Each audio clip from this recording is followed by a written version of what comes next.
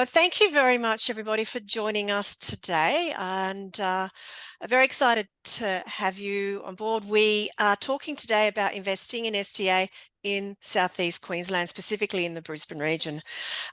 Two very special guest speakers with us today, David Whitelaw from Adapt Housing and Darryl Hopkins from Torsion Builders.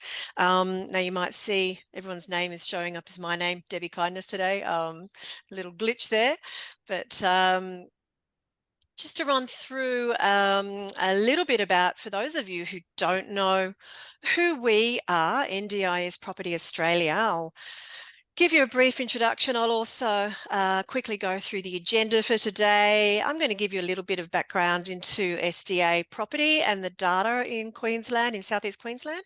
Then I'm going to hand over to Darryl firstly, who's going to present what Torsion are doing, and then over to David at the end. We will have a Q&A session. I'll just go back through that in a moment. But firstly, NDIS Property Australia. Okay, so we are advisors and consultants assisting investors to build SDA throughout Australia. So we're based in Brisbane, but we do operate across the country. We've sold around 200 dwellings in the last 3 years and looking to sell about another 150 this financial year. So we've spent 3 years doing this, and we've learned how important it is that SDA investment is understood fully by investors before they move into it. And we've made it an essential part of our business to advise and inform on all aspects of SDA. A lot of this includes the data. It's imperative that you are building where properties are needed and the right kind of properties. So we have an in-house data research team working on that around the clock. And we also have the SDA Housing podcast, for those of you who've not come across that. That is a podcast that we have 2 episodes published every week. We've recorded over 180 episodes thus far. 34,000 downloads and getting nearly 3,500 downloads every week. So I would recommend jumping on to the SDA Housing podcast to listen to some of the amazing episodes. We have some really good guest speakers on that every week. So anyway, on to the agenda for today. So we're going to do a very quick overview of what specialist disability accommodation is, run through the costs of investing, and have a little look at the data for the Brisbane, Logan, Ipswich areas in South East Queensland. Then I'm going to hand it over to Darryl Hopkins from Torsion. And when he's finished, then David Whitelaw from Adapt Housing will talk about the provider, SDA provider side of things. Then we'll do a quick summary of everything and launch into our question and answer. So just a reminder, there is a little Q&A box at the bottom of your screen. Anytime you've got questions, just pop them in there. Min in the background is going to be answering those questions during the presentations, and at the end of it we will have a session where we will answer any of the questions that we can before we run out of time. So we expect this will take about an hour or an hour and 10 minutes. So again, appreciate you having taken some time out of your Monday to join us, and let's get started. So just a quick disclaimer that obviously this is a general presentation, bloody blah. This presentation is being recorded, and you will all get a copy of the recording once it's completed. Just note that the contents will be valid for 90 days because data, prices and other factors are likely to change after that time.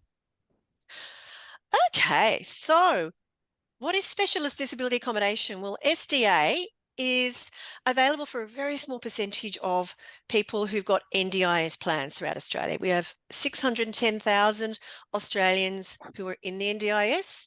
Only about 4% have funding for specialist disability accommodation. That's expected to maybe go up to about 36,000 over the next 20 years. Now, there's currently 11,500 dwellings around Australia. However, 36% of those are what we call existing and legacy properties. These are the institutional, older style group homes and basic type dwellings that are not fit for purpose. They haven't been built to the new SDA guidelines. So whilst a lot of those dwellings are in existence, the majority of participants living in those dwellings will need to move into new builds over time. That's a really important thing to understand, that whilst we have a lot of dwellings currently in place, a lot of those will need to be replaced, as well as new builds for the people that are currently waiting that we don't have supply for, and for the people that are due to join the scheme in the coming years. So overall, there may be up to 9,000 additional dwellings required throughout Australia in the next 10 years to house the SDA funded participants appropriately. Okay, so the cost of investing in an SDA, you've got your house and land package cost, or if it's an apartment off the plan cost. House and land deposits generally can vary between $1,000 and $5,000. Occasionally there is no land deposit, depending. You've got your legal fees, holding costs, of course, the loan repayments, your rates during the construction period. You'll also have things like the provider onboarding fees and participant placement fees. David might go into that a little bit in his presentation. There's also other costs, as an example, furniture package, which is an optional additional but always recommended to future-proof your investment.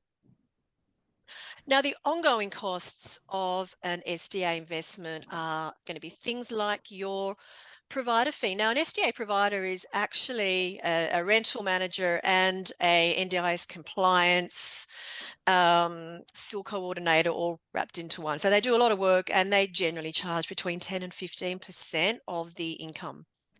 There's also rates, insurance, maintenance to be considered. So we always say estimate around about 25 to 30% of your gross income as your ongoing costs every year. Now, looking at the demand. So we've got 1,529 participants in the Brisbane area who have got SDA funding, or we know of are eligible for SDA funding. And you can see that breakdown through the different regions, the highest need being in the Ipswich area. Enrolled places, as I just mentioned, out of all the enrolled SDA places, a lot of those are termed legacy and existing. So these totals are 1,226 places. When I say places, I mean actual participant rooms, bedrooms in a dwelling. So 635 dwellings, 1,226 places, including the old institutional, existing, not fit for purpose properties. Again, Ipswich top of the list, Logan coming in second. Now, what I've done in the next slide is I've actually taken out the legacy and existing just to show you what we've got in new build, only new build. And there's 484 dwellings with a total of 861 places. So quite a difference. And you can see that exactly spot on even between Ipswich and Logan, with the highest number of places there, and smaller numbers throughout the other areas of Brisbane. And the last slide, just to show you an overview of the data, is the undersupply. So what I've done is I've based the new build places, and I've taken away the number of SDA funded participants to find what the undersupply of places is. So you can see we've got Ipswich still top of the list there. We need 158 places in Ipswich, and drops all the way down through Brisbane North, Brisbane West, South and East, down to Logan with just an undersupply of 3 places. Now this, I have to just point out, does not take into account the pipeline data that the NDIA do publish. So we know that there is more supply that is in the works. It's not completed or enrolled yet. That just gives you an overview of where places are needed. And just to summarize that, 610,000 participants. There are nearly 63,000 participants in Queensland. 48% of those are in Brisbane. Sorry, 62,000 in Brisbane, which is 48% of the number in the whole of Queensland. 1,700 SDA funded participants in Brisbane. We're looking at over 1 million participants potentially having NDIS plans by 2032. So if we sort of put that forward, we could potentially have about 105,000 NDIS participants in the Brisbane area. The NDIA have put out some projections recently for the SDA demand, and they're saying that by 2032, we're likely to have about just under 2,000 SDA funded participants. So that's about another 200 on top of what we currently have. And that number does increase over the ensuing 10 years. So with our current gap of 668 places and the additional participants coming into the system, then we are potentially looking at around about 890 dwellings or 1,570 places required in Brisbane by 2042. Yes, that's 19 years away, but this is a long-term picture, and as those participants slowly leave the existing not fit for purpose dwellings, then that demand will want to be moving into the new build places. So that's just an overview of where we're at with the data. And I would like to now introduce Darryl Hopkins from Torsion Homes to talk about what they do and their builds. And yeah, welcome, Darryl. Thanks, Debbie. Thanks everyone for coming today and putting aside your time in what I'm sure are busy schedules to listen about SDA in South East Queensland. I am Darryl Hopkins. I'm the owner of Torsion Homes. We're a residential builder in South East Queensland. We've been building now under the Torsion Homes banner for about 5 years. We build, in excess of 100 houses a year, every year, a mixture between residential housing and townhouses. We're all over the South East Queensland sector. We really have a passion for investment property as a company, and in particular, there's a real win-win when you're working in the NDIS space. There's a win for the investor on great yield. There's a win for the participants in well-designed buildings, and there's a great win for the builder in the fact that we feel that we're making a difference in society. So we believe in building communities. That's important to us as a company. Like we feel that in today's housing crisis, we can be part of the solution, not the solution, but definitely part of it. That's going really well for us as a company. SDA, Specialist Disability Accommodation, is a piece of that puzzle, but it's a piece of the puzzle that we're excited and passionate about. If you go to the next slide, Deb. The big thing for us as a company is to find a balance between the income goals of investors, what the participant needs, and what the provider outcome is. So an example of that is when you're an investor, you're about income and the yield and what you get for your money, what rate of return. But when you're a participant, you're about outcome. So it's balance between income and outcome. Participants' outcomes are they want great places to live that are fit for purpose. They don't want to feel that they are given substandard accommodation because, let's face it, nobody wants that. So it's about that balance point between income for our investors and outcomes for our participants, and also outcomes for the providers, the still providers. They're using these houses as a place of business for their carers, and they want great business premises, something that I think gets missed a little bit. So that's another outcome that we're trying to hit.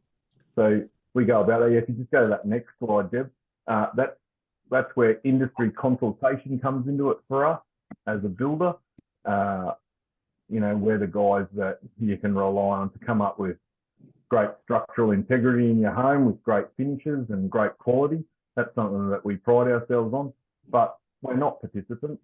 We're not still providers.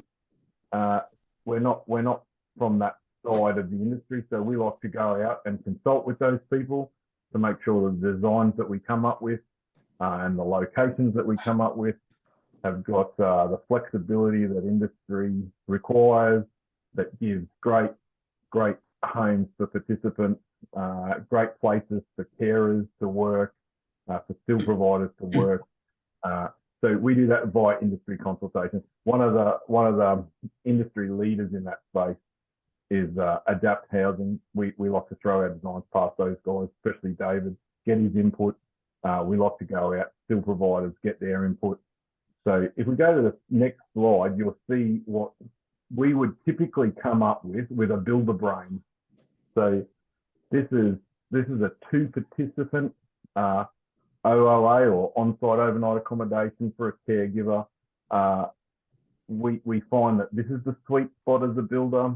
All of the industry feedback that we get is 2-participant with OOA is where you want to be. So this plan in front of you is where we start. This is us using our builder brain, what we think we've heard, what we think is a good idea. That's where we start. Looks great to me. That design looks great. So we then take that design and go and take it out to industry. And before you know it, the next slide shows the changes that the industry asks for. So slightly different in sizing. This is a great example. If we go to the next slide, you'll see where those changes an industry came up with. So the green circles are the points worth talking about. So the first one, if you have a look up in bedroom 1 at the north of the plan, we were given advice from industry that if we could give flexibility in the design, this is an improved livability standard. We were given advice that how about we make some flexibility and make part of this wheelchair accessible? So the ensuite went through quite a lot of changes. Ensuite 1 there under bedroom 1 went through quite a lot of change to make that have flexibility for somebody in a wheelchair. All of the doors are wider. They're 10-20 doors. That was the first bit. Second part was an open kitchen design. If you remember from the original design, it had a galley style kitchen. Accessibility for people living with disability in the kitchen was vitally important. So that's another change that got put in from industry. We then made the office suit a 10-20 door for the still provider to work from, so that they could actually have participants come into the office easily, move in and out. Made that, when we consulted still providers, they really like this idea that it gives them a space to run an office from as a still provider, not crammed into the corner of the OOA room. Next thing is you'll see those big oblong circles on the left. They're individual spaces for the participant to come through a sliding door with from bedroom 1 and bedroom 2. That's like a small sitting area. It's an area for participants just to have a bit of solitude, alone time. They don't have to go out into the living. Just a space for them to sit and reflect. We were told that that's a real win for participants. Throughout the house, we've made bigger doorways, bigger hallways. As a builder, we have to follow the rules and regulations of the Building Code of Australia and anything that we build. But when we're in specialist disability accommodation, we have to follow the SDA guidelines and rules. There's rules to, and they're very exact rules. You have to be within the millimetre. You cannot be under, but you can definitely be over in your spacings and sizes. We've really taken that on board and think, well, if there's a guideline that tells us how small things have got to be, why can't we go a bit bigger? So we've made all of our hallways bigger, our doorways bigger, bedrooms bigger, not to the bare minimum of the standard. I think when I'm building houses for able-bodied people, they want something special. They want something that's better than just the absolute bare minimum. And that goes to people living with disability as well. So we get a bit excited about that. And from our perspective, our job is to build a design and build a home that participants want to stay in and are attracted to. And you're really seeing that in the market, as what Debbie touched on before. Participants are moving away from legacy stock. They want something that's much better suited to their needs. And this is a good example of that plan. If we go to the next slide. Oh, that's the end. So that's really what we're about. Torsion Homes, we're seeing the data come back in, that it's a 2 participant is the sweet spot. That's what people want to live in a home with those standards that are a bit better. They want great location. They don't want to be just pushed back into where you can buy the cheapest block of land. That's not where they want to be. So it's about finding the best locations. It's about the best design. It's about finishes. Because fundamentally, from an investment perspective, it is actually about the participant. They're the people that bring the funding. It's been a great ride so far, and looking forward to more of it. It's been great being able to work with people like David from ADAPT and Min and Debbie from NDIS Property Australia. It's been a great thing for us as a business, and looking forward to doing a lot more of it. Fabulous. Thank you so much, Darryl. We'll come back to you at the end of the session for our Q&A. So now let me introduce David Whitelaw from ADAPT Housing. David, welcome. Thank you, Debbie. Thank you for the opportunity to talk about ADAPT. Great. Okay, well, I'll take it away. I just want to extend on a couple of things that Darryl said. Darryl talked about participant procurement and what participants want and what SIL providers want, and agree 100%. I want to delve into a little bit deeper why the model that we're looking at creates flexibility and supports participants moving into their forever homes. There's a couple of key points, and Debbie, you talked about the data earlier on, and you're spot on with the data. And we're very, very fortunate the NDIS does provide us a lot of data, in particular 20-year data as well. And I've delved very, very deeply into that. We're able to see the reduction in existing builds or legacy stock. We're actually able to see data on those enrolments being reduced as we see an increase of new build homes. So we are seeing participants who were grandfathered across in 2016. We're now starting to see that transition into new build.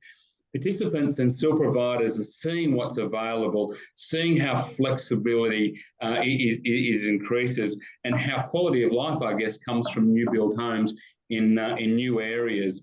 And yeah, and it's really exciting to see. So the data is very, very accurate, and it's about delving into that data and showing that new builds are certainly on the increase, and existing builds, what we call about block funding, sometimes 1960s and 70 houses are starting to disappear, which is exciting, and new builds coming through.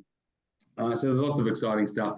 So what I want to do is talk a little bit more about what participants want, what a SIL provider wants, and maybe if we're talking about occupational therapists involved, support coordinators, behavioural specialists, they all have input into what participants want and need. So we can delve a little bit more deeply into that as well. So we've been operating in this space for about 6 years, and personally, I came out of education. I have a degree in psychosocial assessment, so I understand participants' needs and outcomes. Our company also came from affordable housing, social housing. So we have the commercial aspect as well. But we can't do it without the relationship of great builders. We can't do it without the relationships of SIL providers and care providers. We can't do it without participants coming to us and telling us what they need and want. And so it really, we sort of sit in the middle of what participants need. And we do need really good product in great locations as well. So it's really important for us. So we've been operating for a long time. We operate in Northern Territory, Queensland, New South Wales, and we're just opening up in Victoria as well. So it took us a long time to really understand what SDA is, what good SDA is, and over the last 5 or 6 years, we've collected a great deal of data that is being supported by the NDIS as well. Okay. What is SDA? We know it's specialist disability accommodation. It's really the bricks and mortar of the NDIS. And that's all we do. We do the bricks and mortar. We collaborate with different companies, with different organisations, and we collaborate with participants too, who might not necessarily need a SIL provider or care provider. So we cater for a wide range of participants. And what NDIS Property Australia and what Darryl are producing provides a great deal of flexibility in our space. So we're not just supporting just participants who want to share. We've got that flexibility of supporting families or participants who want to be independent and live on their own as well. And so SDA is the bricks and mortar, but we do sit in the middle and we collaborate with lots of different organisations to create these forever homes. So might go to the next one for me, Debbie. So our role, we're a registered provider. Darryl talked and Debbie talked about being a provider, what's involved. We're very heavily audited, which is really, really good by the Quality and Safeguard Commission, and that happens every 12 to 18 months. And I'm very excited to say at our last audit, we had 0 non-conformities. So the Quality and Safeguard Commission and the NDIS are very, very comfortable with our processes and our documentation and what we've achieved so far. They delve very, very extensively into product that we have, houses that we have. They talk to participants, they talk to providers, they talk to lots of different organisations that we support. And as I said, we're very comfortable where we sit at the moment. So our role specifically is to be an SDA provider. We do have agreements with participants and with different organisations. But again, our role is specifically to monitor and support investors and developers who are wanting to get in this space and provide great housing opportunities for participants. So just a little bit quickly, we know that that there are 4 different design categories. We know improved livability is for participants with cognitive, intellectual, sensory impairment. And I'll be a little bit clinical. Fully accessible is for participants who are in wheelchairs who have the ability to be able to transfer themselves as well. Robust mental health, psychosocial behavioural issues.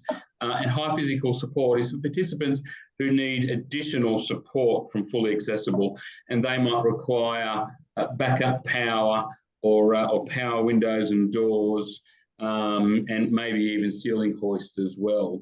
So what Darryl talked about earlier and the design that was shown earlier is improved livability. But when you're talking about those key points of interest, having 10, 20 doors, wider doorways, wider hallways, we feel as though that we can cater for participants with fully accessible and high physical support as well, even though that we've got that registration of improved livability. So we're wanting to be able to cater for a wider range of participants and their specific needs, simply by providing some flexibility in a house. So I just wanted to break those down very quickly. And I know that the next slide talks about build types, whether it be apartments and villas and houses and group homes. So I want to talk, the average number of participants going into dwellings nationally is 1.5. So 1.5 participants moving into dwellings nationally. How do we support that process? We can provide houses for participants who want to live by themselves. We can provide villas for participants who also want to live by themselves. But we're also promoting and supporting participants who want to share. And the design that you saw earlier from Torsion Homes, it's just 2 participants with an on-site overnight accommodation. And so that really sits in that sweet spot of participants who want to share with one other person, who want to live by themselves. So again, what NDIS Property Australia are doing and what Torsion are doing, they're providing a greater flexibility of supporting participants who do want to share if they need to or want to live alone. You can see the group homes on the right-hand side. We have found that people are building group homes still. However, we always come back to that point that only 1.5 participants are moving into houses nationally. And so what that product that Torsion are doing and what that product that NDIS Property are doing really promotes that and supports participants either living by themselves or just sharing with one other person. Tenancy matching, as I said, I'm very clinical at the moment. Tenancy matching becomes difficult when we're talking more than, say, 3 or 4 people who want to live in a house. If I come back, though, and one particular thing that really struck me with the design that Darryl talked about, even though that there are 2 participants in the house, because we've got a participant up one end and a participant up the other end, it's very, very plausible that the separation between the 2, and participants can be very, very individualised, or they can promote them living by themselves when you've got your own ensuite, you've got your own bedroom, and now with that design, you've also got your own outdoor space as well. So it's very much the ability of having a little apartment within your own house, and it's a fairly extensive house as well. So lots and lots of positives, and I love the design that's coming through from Darryl as well. Dwelling types, as I said, we talked about houses, we talked about apartments, group homes, and villa duplexes, townhouse. If we think about those opportunities, yes, we know that apartments can support someone living by themselves. We know that group homes can support people sharing, but that really sweet spot between participants who do want to be independent and participants who do want to share, we know that houses and villas promotes a lot of that as well. Even if they're improved livability and they're registered for improved livability, some very specific details that Darryl talked about, wider doorways, wider hallways as well, being able to cater for participants who are in wheelchairs. So it's about being flexible, it's about being creative, about being able to cater for participants who are not just IL, but maybe for participants who are in a wheelchair that love the location, who love the SIL provider, who love the amenities that are close by. And it's about being able to provide lots and lots of different scenarios to cater for participants, coming from a wider range of background, whether they're IL or fully accessible. So it's a good slide, that one. We've seen some major changes. As an SDA provider that's been in this space for 5 or 6 years, we've seen some major changes. The biggest change, though, has been from the 1st of July, where we've seen a real increase in improved livability funding, a real increase in fully accessible funding. We know history says that a lot of people were building high physical support, and improved livability and fully accessible were neglected a little bit.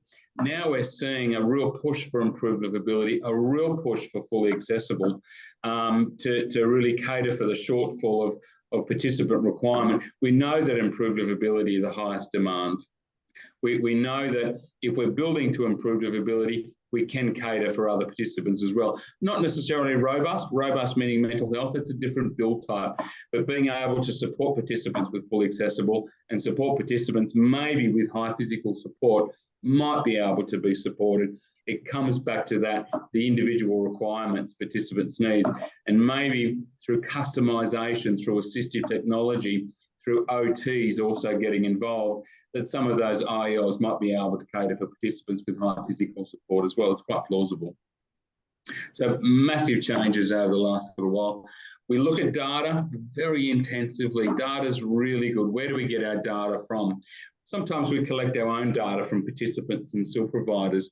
NDIS provides lots of data, and over the years we've requested more intense data. Originally, data came from SA4 locations. Now we're getting SA3 location data, which is more specific to a region as well.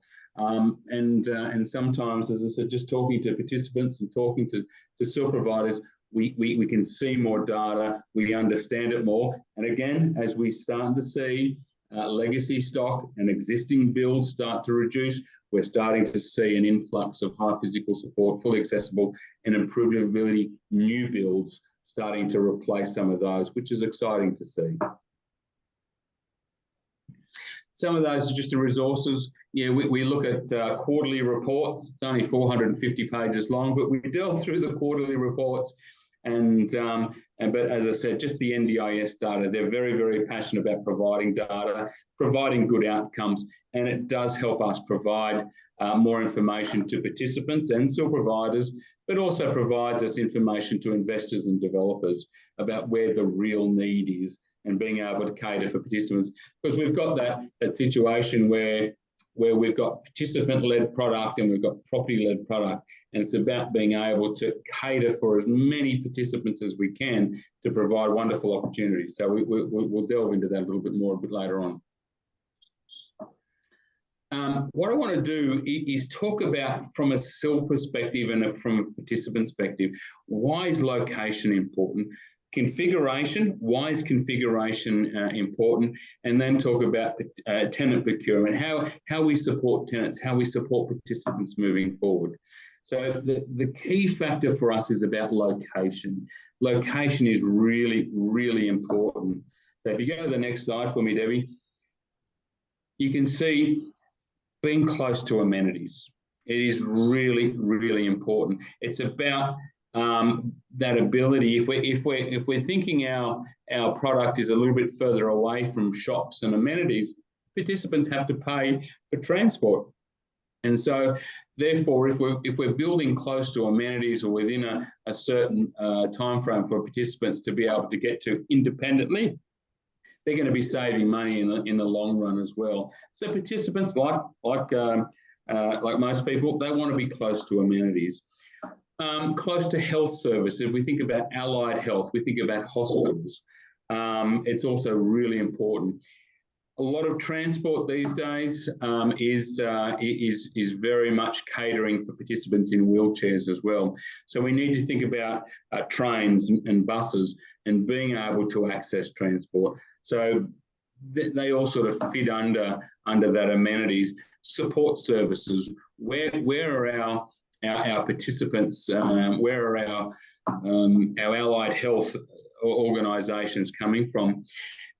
The thing that we also need to consider too is if we're talking about a house or a side-by-side house, which we value, and we're talking about support workers and care workers coming in, if that's a little bit isolated as well, it's very, very difficult to get workers in. So we really need to think about a SIL provider and where care workers are coming from, being able to access good staff. And that's why highly populated areas are really, really good.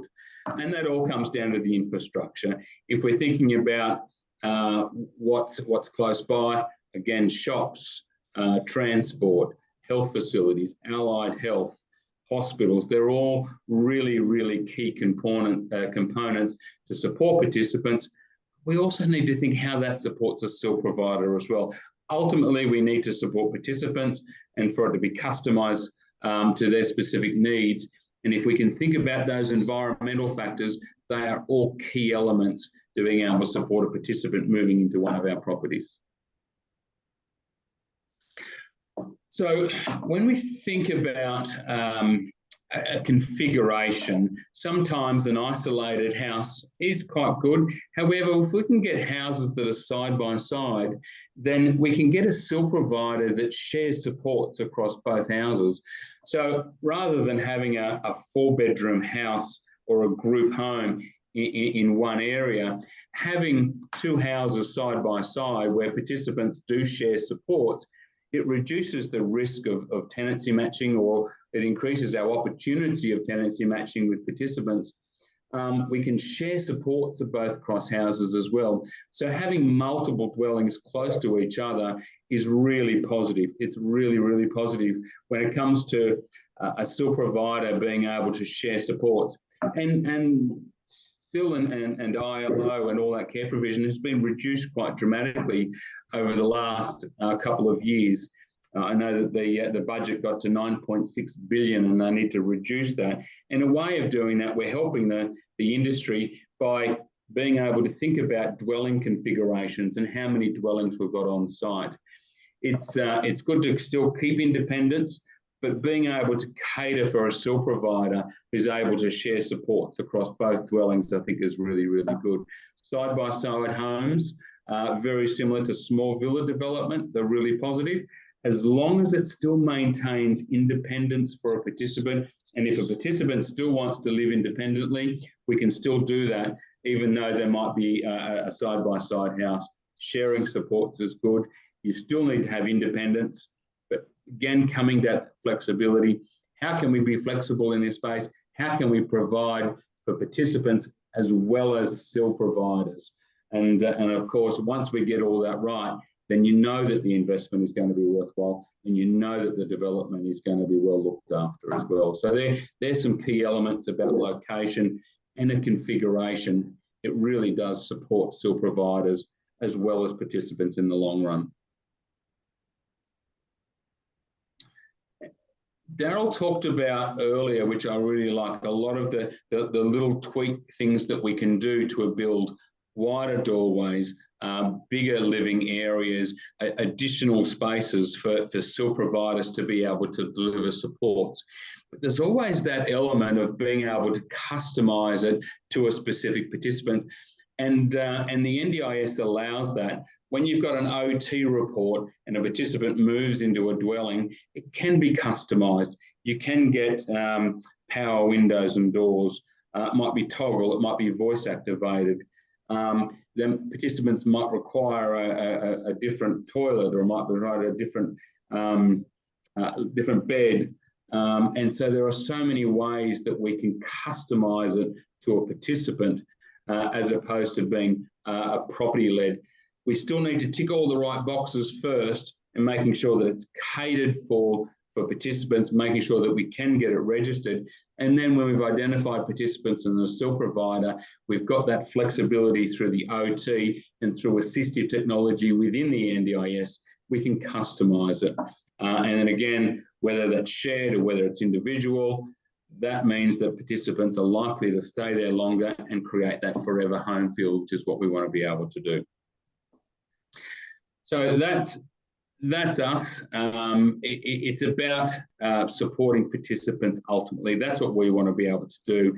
And in good locations, thinking outside the box, not just a single house in a new estate, but side-by-side houses, or catering for families or participants to live independently.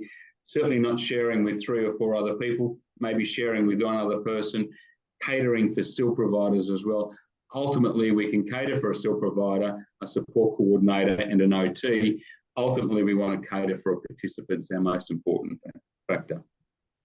So that's adapt. It's about providing flexibility in the environment. It's about trying to build that opportunity where we do provide as much flexibility as we can to support the participants to move in, and then customise it down the track. It's pretty important that we need to be able to do that. Location, as I said, I can't stress the importance of location being a key element to providing a good SDA product as well. So Debbie, that's adapt housing in a nutshell. It's important for us to have a relationship with the participant and understand what their needs are, and then coming to us with the supports, and we support that provider as well in creating those forever homes. So that's where we sit. Thank you very much, David. Okay, now before we get on to some of our Q&A questions, I think part of the reason we wanted to do this webinar today was to reintroduce, if you like, the South East Queensland market back to investors. There has been obviously a period that it wasn't a particularly favourable market to invest into in terms of the building industry struggling up here in Queensland. And of course, up until the middle of this year, the price guide, the SDA payments weren't really favourable, but things have changed, not just with the SDA prices, but just in general in the market. So maybe Darryl, from your perspective, from a builder's perspective, can you just sort of give us your thoughts on the building industry in South East Queensland? Yeah, that's fine. Look, if you didn't know, that the construction industry across Australia is struggled for the last couple of years, and you haven't been watching the news, because every couple of days there for a while, it felt like another builder, from a small builder to some of the nation's biggest builders, were closing their doors. It was pretty tough. We all probably saw the pandemic coming at us and thought, well, that'll slow things down. It didn't. It made it harder.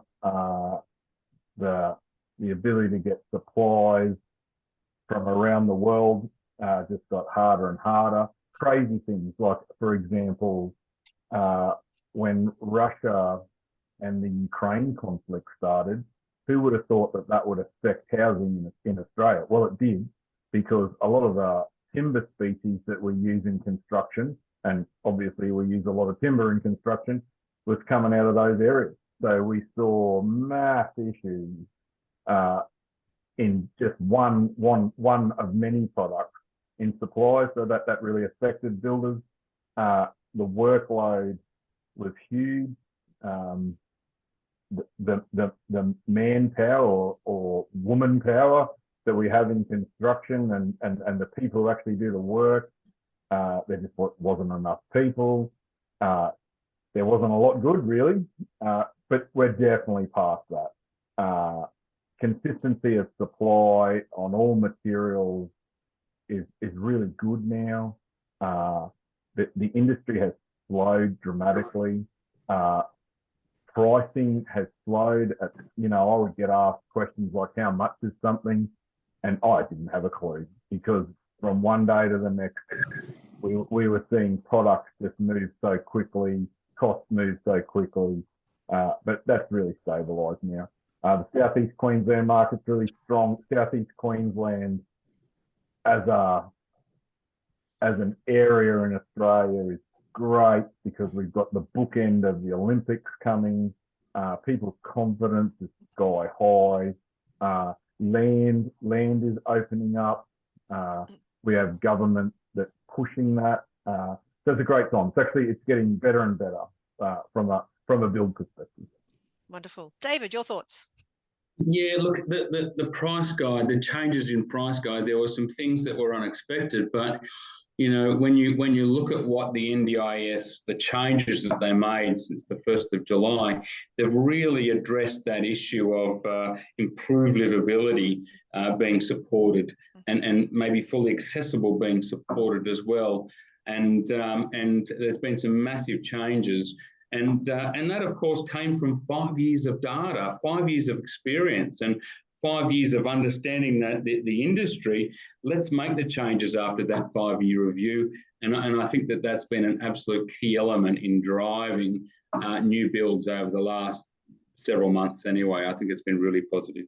Yeah, agreed. And I just want to point out that price review was a 7-month-long process. Yep. By a panel.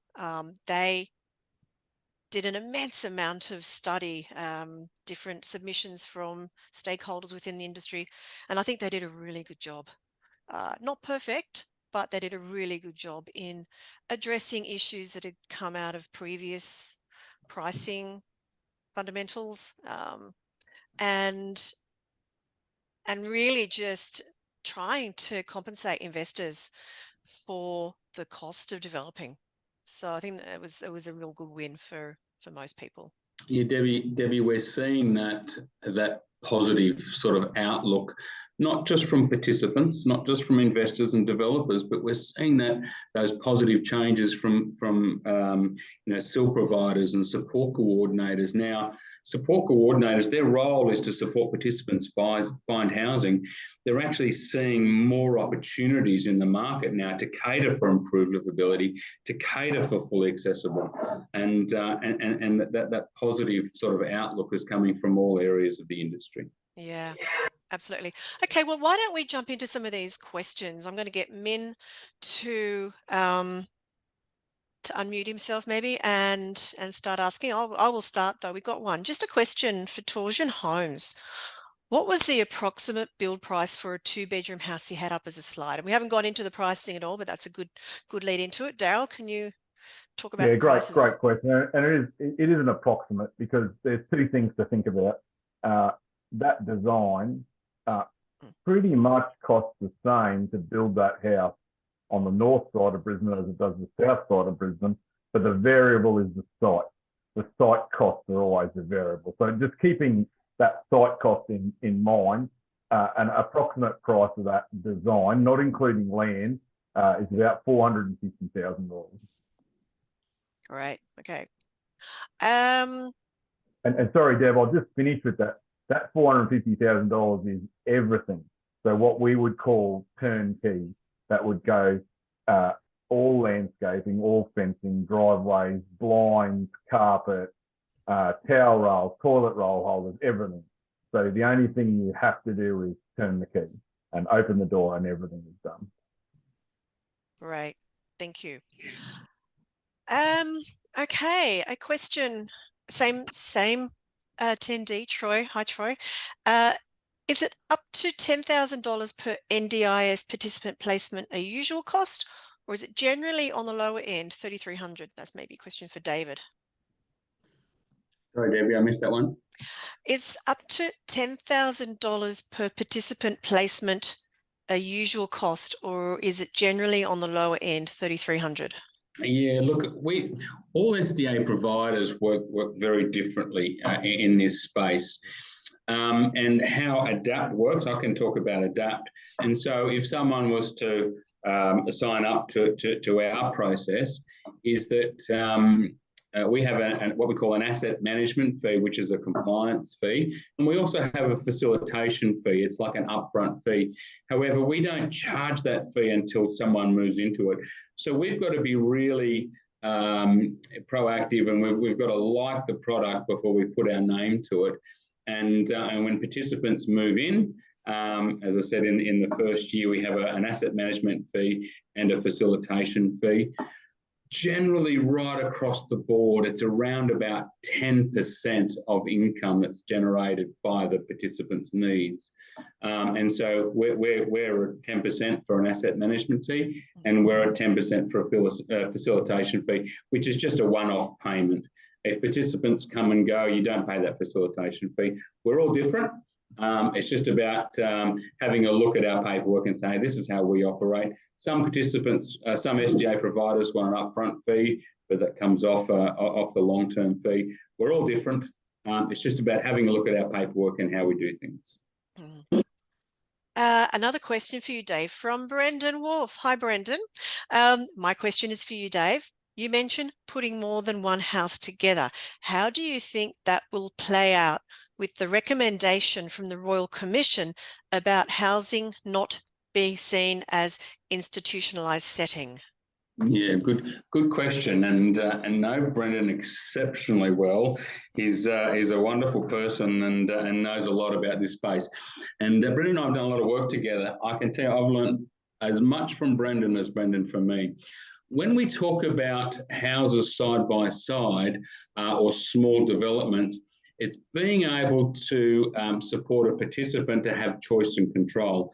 So rather than building a 4-bedroom group home where people are sharing, if we've got side-by-side models, then participants are only sharing with one person or living by themselves. And so we don't want to see multiple dwellings in the one estate, but that side-by-side option is a really, really good option. And it's about being able to share support. It's really tough for a SIL provider. Conversations that we have with SIL providers is say, David, we would love to deliver supports to this house if we can find workers. And it becomes really, really difficult. So if you've got a side-by-side house, then you're able to share supports and still provide good support to a participant. But with technology, with the ability to be flexible, you're able to provide better support over 2 houses as opposed to just one house in one street. So, Bevo, I hope I answered that question well. I think you did.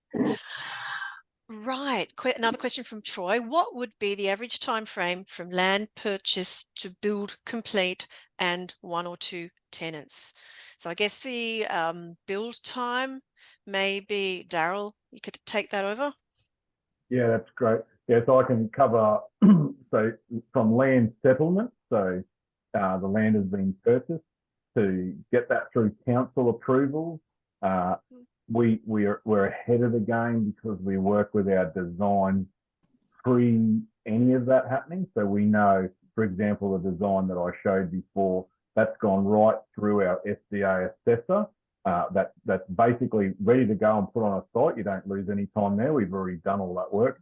So it's really just going through the building certifier and the plumbing approvals through council. So we're seeing that that's taking about 8 to 10 weeks at the moment, because totally out of our hands. I mean, you're in the world of councils. So that's taking about 10 weeks. And then the build process for us on a house like that, from the time that we start to the time that we put the number on the letterbox, is taking about 5 to 6 months. So say anywhere from 6 to 8 months from the time land is settled to the time it's ready for a participant to move in. And David, what are you seeing at the moment with timeframes to tenant the properties? Yeah, look, it's I know that the NDIS publicises sometimes 6 to 9 months, but that depends on location, it depends on configuration, it depends on design category. There are so many variables. What we like to do is meet with providers and meet with participants, talk to support coordinators during that build process. So we hope that participants move in when the build is complete.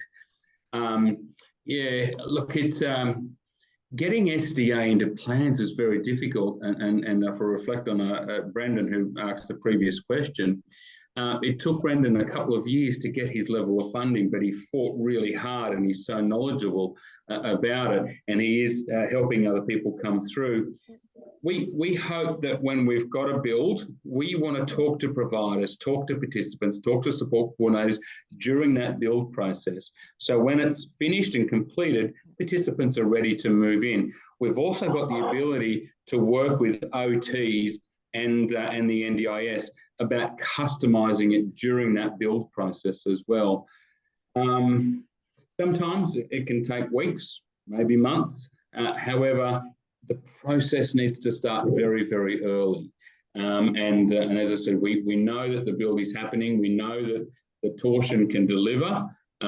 We know where the location is, and we can support participants in getting that SDA.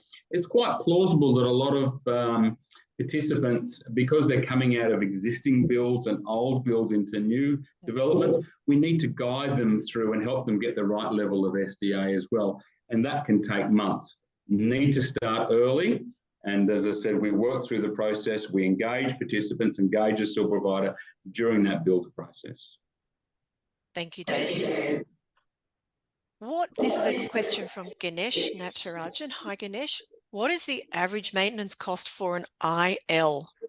I'm guessing maintenance. Firstly, Darryl, would you have an answer to that? Not really my area. From a maintenance perspective, for any home that's newly built, you have a 12-month maintenance period under that legislation. That's fundamentally to cover small maintenance issues, where I guess a great example of that is this tap is leaking, or when this door is squeaking, those sort of issues. And then outside of those issues, it's actually 6.5 years of maintenance that's legislated, that as a builder, not that I would ever, but if I didn't want to come back and fix something that wasn't right, I don't really have a choice. The government says I've got to come back and fix that. So that goes to 7 years. And then on top of that, the warranty period on housing is 50 years structural. So from a builder's perspective, we don't have a choice. That's the game we are playing, and we are coming back to fix things whether we like it or not. But at Torsion Homes, we have a whole maintenance department. We have maintenance men, and that's our job. That's what we do as a builder. Yeah. But as far as what are the maintenance of wear and tear in and around improved livability that's specific to that participant? I really couldn't answer that one, Deb. Yeah, David, are you seeing much in the way of maintenance requirements? Yeah, no, not really in improved livability, fully accessible and high physical support. Robust is different again, with a very, very different build. Just because someone has improved livability doesn't necessarily come with behavioural tendencies as well. So, yeah, look, there's so many variables, of course. Yeah, but generally there is little maintenance, especially if you've got a SIL provider who's delivering supports 24/7 as well. That you've got a care provider that really has a vested interest in it as well. So when we've got a property or a side-by-side house or just a single house, and we've got a care provider, it's their workplace, it's participants' homes, but it's also being able to deliver supports as a SIL provider has a large bearing on the maintenance cost and the ongoing maintenance. So again, lots of variables, but you've got very much, it's a homely feel, and you've got a SIL provider who's working within that home delivering supports. So there's a lot of monitoring and supporting and checking, and participants and SIL providers do support each other immensely as well. So little, but it does occur, though, don't get me wrong, it does occur occasionally. Yeah. Okay, a question from Christine Bozier. What packages do Adapt Housing have? Well, I think I can actually answer that. You don't have packages, do you, David? No, we're an SDA provider only. We just do NDIS. We're an NDIS provider only, and we collaborate with lots of different organisations. Yeah. So, Christine, you need to go to a builder or an organisation like ourselves, NDIS Property, to actually source packages. Now, a question for Darryl from Troy Minter. Are fire sprinklers going to be mandatory across Australia in the future for NDIS housing, and are they offered by Torsion homes? Great question. One that I can't answer because it's really a question for the NDIA, really. It's been talked about now for quite a while. It hasn't come to fruition. So I think the fundamental issue with fire sprinklers is cost, fundamentally. It is something that can be put into residential housing, but is cost prohibitive from a investor's perspective, from a yield base. Can it be done? Of course it can be. Am I seeing it being done? Not yet. There is the question of certainly some providers now around Australia we're seeing are being more demanding of having fire sprinklers in properties that they manage. Particularly some of the higher levels, the HPS, the robust, but even IELs, people who may have some kind of a cognitive impairment that is not really as aware of what's going around them in the house, may still not be able to get themselves out of a property on their own without assistance. David, your thoughts? Yeah, look, again, it comes down to individual requirements from participants. The feedback that we're getting, some participants and their support network think they're fantastic. Other participants go, no, they're not necessary because we've got fire egress, we've got fire plans, we've got back-to-base systems. So there's a lot of systems out there. I'm a bit like Darryl, is that we're seeing some organisations within the industry pushing it, and some industry saying was not necessary. Again, it's up to the NDIS. We're going to see some new design standards maybe come out towards the end of the year, early next year. Whether they're compulsory or not, I don't know. Again, from a provider's perspective, having opportunities of providing safety and security for participants is really, really important. And whether fire sprinklers are it, or whether there are other methods of keeping participants safe and secure, there are lots of different ways we can do that. So, look, I'm sitting on the fence. I love them. However, some participants don't require them and don't like them. So we've just got to be a little bit wary about that as well. Just a question from Alom Mohammed. We've kind of touched on this, but maybe David, if you want to just go over this again. How do you get the participant? If we invest, who will be responsible to get the participants? Yeah, our role is to source participants. Participant procurement is our key factor, and there's some great websites out there where you talk about Housing Hub and GoNest. It's our own website. NDIS has really invested into Hospital Interface Branch, which is an organisation within the NDIS that works with hospitals to support participants getting out of hospitals. Initially, when we started, there were over 6,000 participants in hospitals that needed to come out. Young people in residential aged care, YIPRAC is another organisation within the NDIS. So there are so many government organisations as well as private, like Housing Hub, like GoNest, like our own website that supports participants getting out. But just exposure, what we need to do is make sure that support coordinators know that these properties exist, know what the configuration is. And so we'd run a lot of training sessions. This is a valuable training session for a support coordinator to understand what SDA is. And so we also use some social media as well, but it's those links and those connections to a SIL provider who have participants, and then training up those SIL providers, training up those support coordinators to look at participants who they support to see if they've got SDA in their plan. So there are lots and lots of different ways that we support participants. But the key factors, working with support coordinators, working with SIL providers, but having those directories, having information on those directories, having the locations on those directories are really, really important.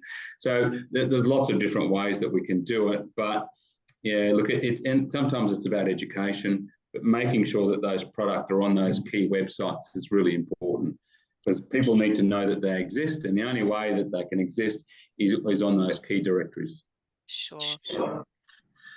Min, I'm going to ask you if you've got any questions that you've seen come in. I see that you've answered most of the questions that we haven't addressed live. Any that are sort of a typical thread of question you'd like to just bring up? No, they've all been explained in the answered questions already, Debbie. I'm just trying to get through them one by one. Yep.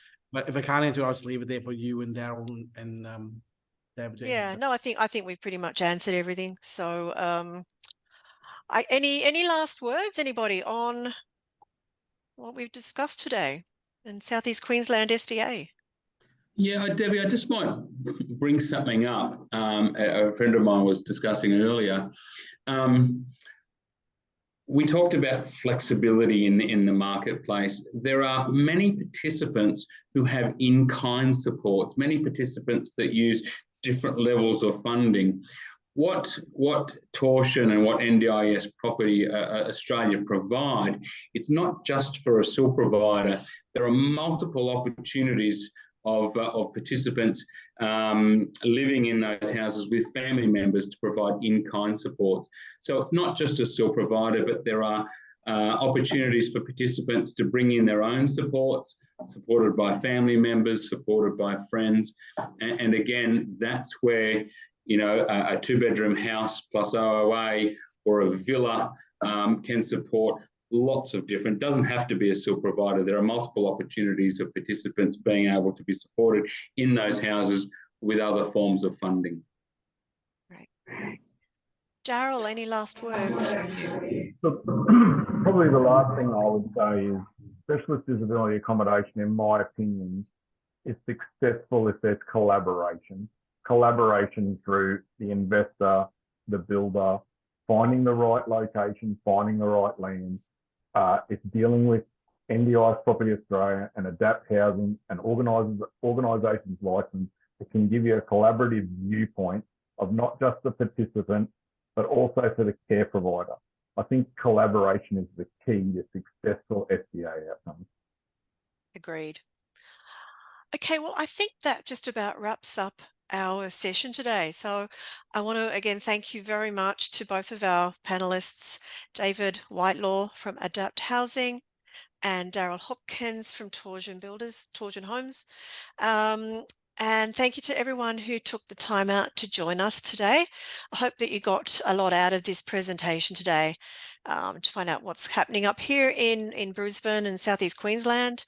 And please, if anybody has any further questions or you want to find out more about the actual stock, the properties that we have, how we can assist you to build SDA in conjunction with Torsion and with Adapt Housing, then please do reach out to us. The number is there on the screen. Again, you will receive a copy of these slides as well as a link to the video once we've got this up online. So thank you very much, everybody. And yeah, look out for the next one. Thanks for the opportunity. Thanks, guys.